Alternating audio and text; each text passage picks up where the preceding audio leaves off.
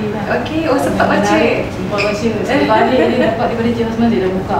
Saya nak tanya apa ni Ustazah.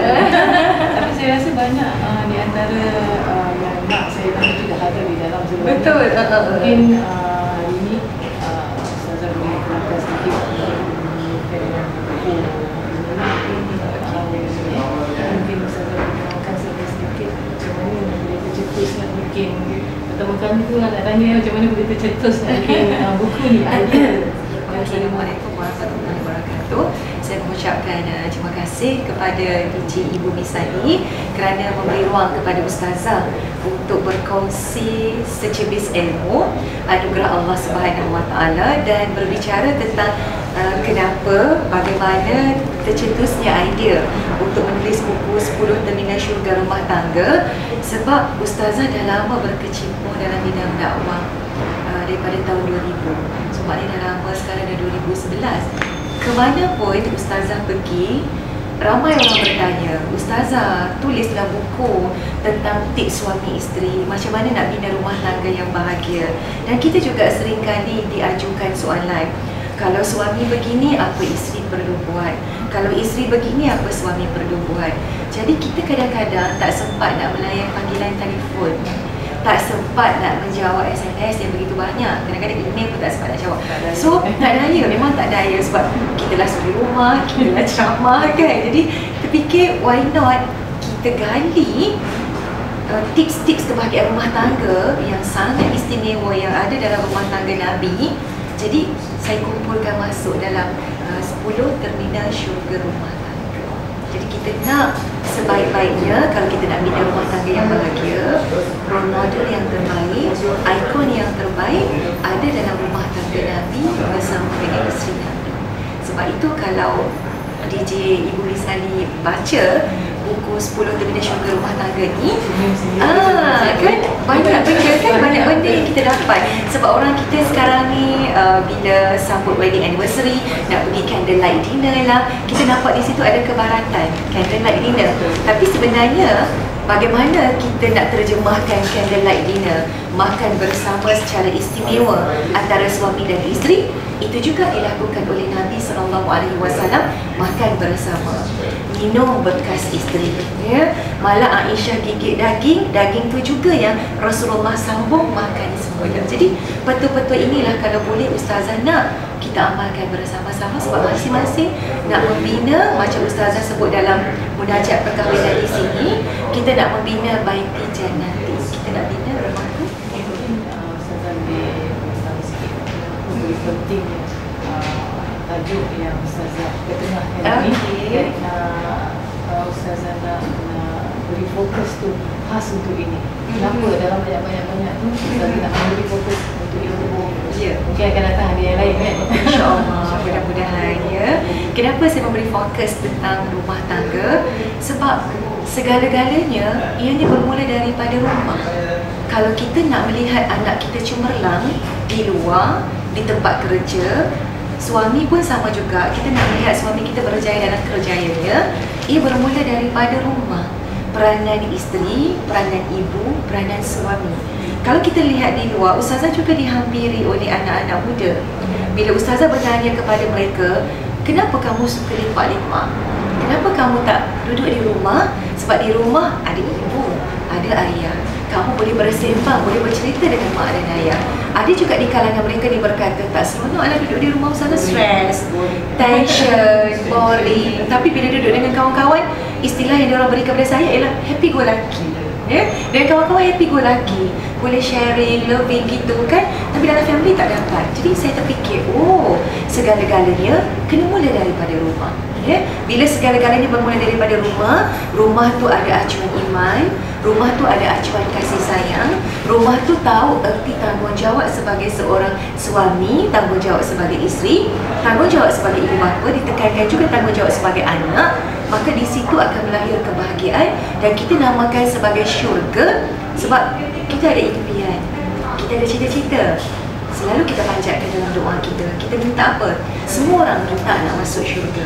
So kalau kita nak masuk syurga Allah Subhanahu Wa Taala, apa yang perlu kita lakukan? Dan ianya bermula dalam diri kita dan juga dalam sesebuah keluarga ataupun rumah tangga. Sebab itu kita titik beratkan tentang terminal syurga rumah. Rasa lah bila menyentuh bahagian tempat suami kenapa harus suami perlu tahu tanggungjawab dia sebagai ketua keluarga. Okey, kalau dapat saya menjawab soalan tersebut melalui sebuah kisah, ya, bagaimana Nabi SAW memberitahu sahabat baginda, ada seorang lelaki, ya, lelaki ini amal ibadahnya banyak ketika hidup di dunia. Oleh kerana ibadahnya banyak, dia sedang dibawa oleh malaikat untuk dimasukkan ke dalam syurga. Sebaik sahaja kaki kanan yang melangkah untuk masuk ke dalam syurga, tiba-tiba Allah memerintahkan malaikat yang menjaga neraka, bukakan pintu neraka. Sebaik sahaja pintu neraka ini telah dibuka, terkejut laki-laki ini tadi. Yang keluar daripada neraka ini adalah isteri dia. Yang keluar daripada neraka ini adalah anak dia. Isteri tarik tangan kanan suami, anak-anak tarik tangan kiri si ayah. Isteri berkata, abang tak boleh masuk syurga sebab abang solat seorang-seorang. Abang tak ajar saya untuk solat. Kemudian anak-anak pula menarik tangan kiri si ayah. Ayah tak boleh masuk syurga, ayah. Ayah ni tak ajar saya mengaji Al-Quran. Ayah tak didik saya untuk menutup aurat. Ayah tak tegur saya kalau saya melakukan salah dan dosa. Ayah tak boleh masuk ke dalam syurga. Terkejut lelaki ni tadi. Rupa-rupanya selepas pandang yang isteri dan anak-anak adalah amanah daripada Allah Subhanahu Wa Taala, dan amanah ini insan yang paling besar sekali dipertanggungjawabkan kepada suami, dipertanggungjawabkan sebagai bapa. Sebab kita tahu suami ataupun bapa ini adalah ketua keluarga.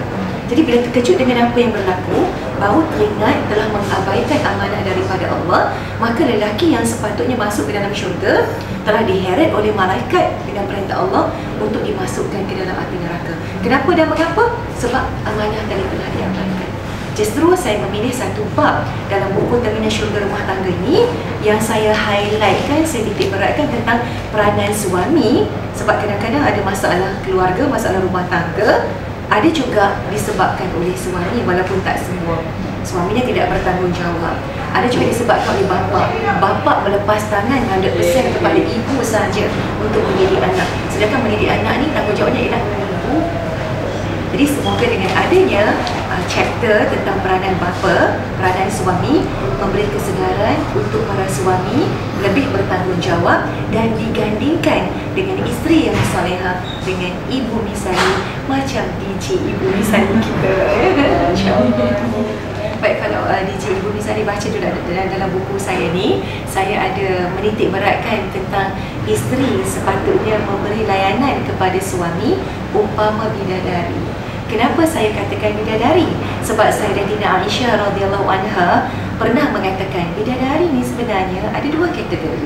Pertama sekali, bidadari yang memang dah standby dah, yang Allah dah sediakan dalam syurga, tidak disentuh oleh mana-mana lelaki, tidak disentuh oleh mana manusia ataupun jin.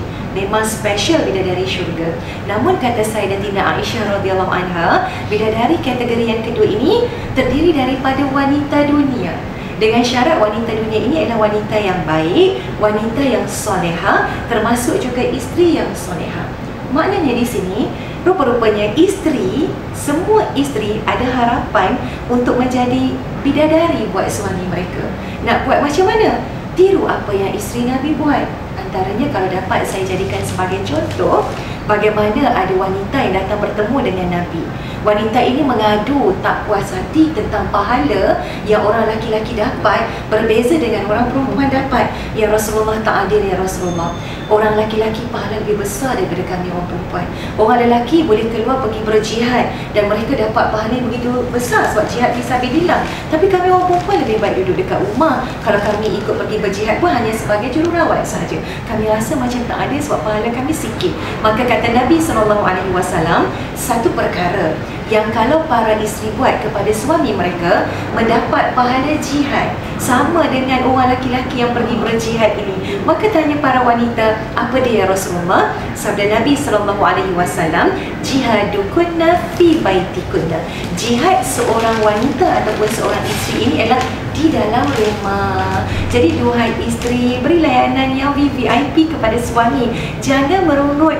Suami nak minum air, dibancurkan. Suami nak makan, dimasakkan. Suami penat, kita layan suami. Kita sambut kepulangan suami. Kita hantar suami ke muka pintu bila suami nak keluar daripada rumah. Jadi kita beri layanan yang baik.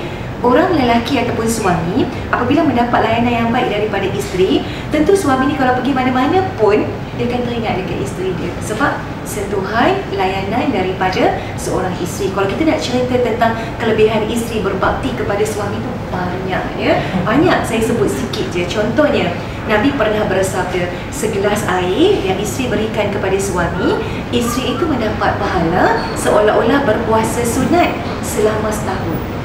Cuba bayangkan. Jadi janganlah kita suruh anak kita bancuh, ya, pergi bancuh air, bapak kamu nak minum.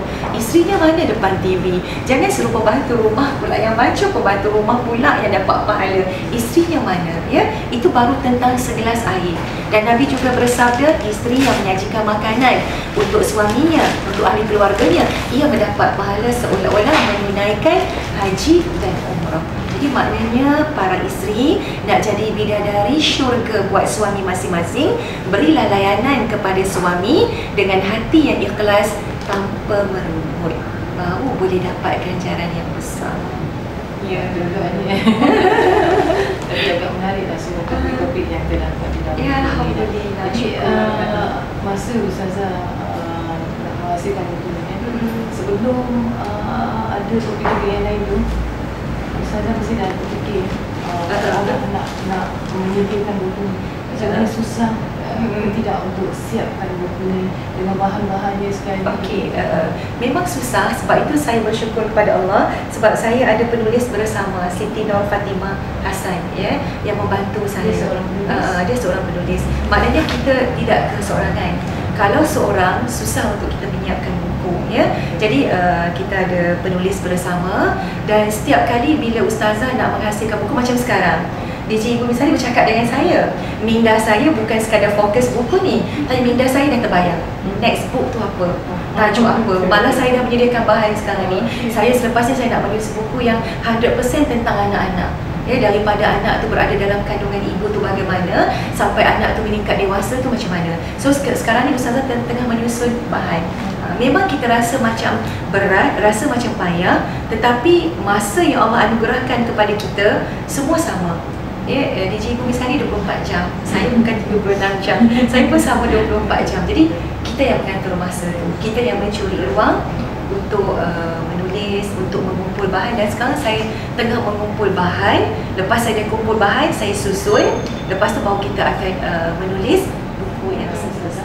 Dari pandangan nanti kan Ustazah ambil pandangan itu juga. Ada kadang tu kan ada yang beritahu kepada Ustazah tentang masalah mereka. Okey, ketika buku-buku ini dihasilkan, kita belum lagi menggunakan medium internet sebagai rujukan. Yang kita gunakan banyak kitab-kitab, ya.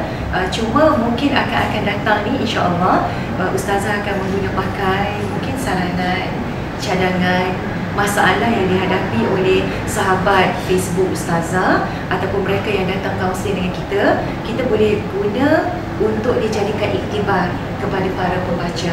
Dan memang Alhamdulillah Ustazah ada Facebook sendiri dengan nama Ustazah Siti Nurbahiyah Mahmud, yang syukur Alhamdulillah sekarang ini dah 710,000 sahabat Facebook Ustazah. Saya namakan sebagai sahabat. Sebab bila sebut sahabat tu maknanya mudah untuk kita dekati, mudah untuk kita menyampaikan ilmu di ruang alam maya ini, ya.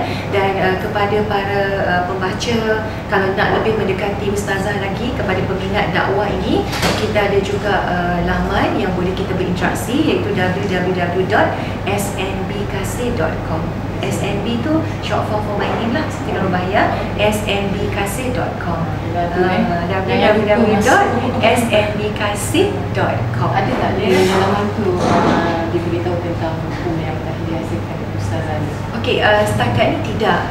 Laman tu lebih kepada program-program yang Ustazah jalankan. Sebab Ustazah nak mendekati masyarakat bukan sekadar dengan menulis buku, bukan sekadar dengan ceramah-ceramah Ustazah, tapi kita fikir bagaimana lagi kita nak mendekatkan diri dengan ibu bapa, dengan anak-anak, dengan masyarakat. Maka di bawah company Ustazah sendiri, SNB Kasih Training and Consultancy, maka kita menganjurkan banyak seminar.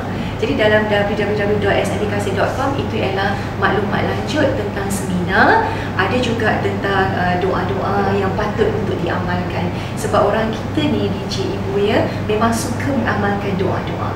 Jadi dalam lamban tersebut ada juga doa-doa yang Ustazah berikan untuk kebahagiaan keluarga dan kejayaan dunia dan akhirat.